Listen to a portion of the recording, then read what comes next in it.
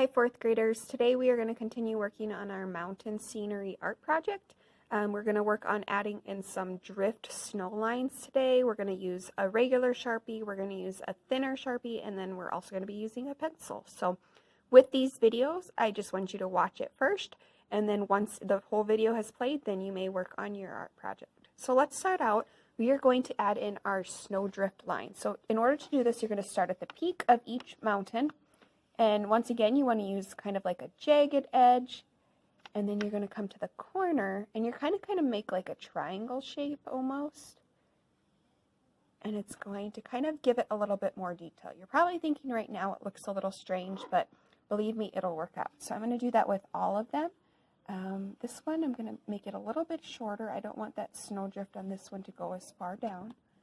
Maybe this one, I'm going to make a little skinnier. Oops.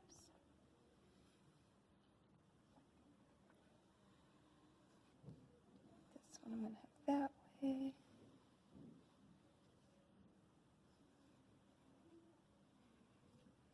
And this one, it's going off the page, but that still doesn't mean that you can't add in a line. So I'm just going to go here, and I'm going to come here. So that is step one, is to draw in your snowdrift lines. Now that you have all of the lines drawn, you're going to go over them with your regular Sharpie. So this is just the fine point, not the really skinny one, just the fine point. You're going to Sharpie all of the lines that you just drew in with your pencil. So you're just going to go ahead, follow those lines, and remember, if you happen to get off a little bit, it's okay. Just go back when you are done and erase your pencil marks. Remember, we don't want these lines to be perfectly straight. We want them to have kind of like a jagged edge, kind of like a mountain would with snowdrifts on it.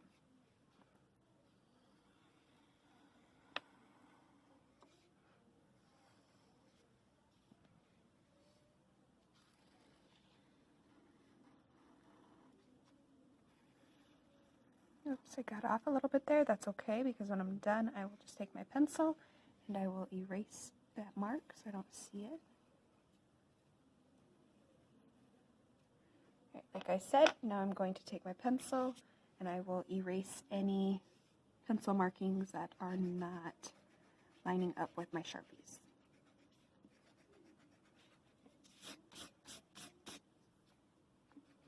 So go ahead and you may do this step now.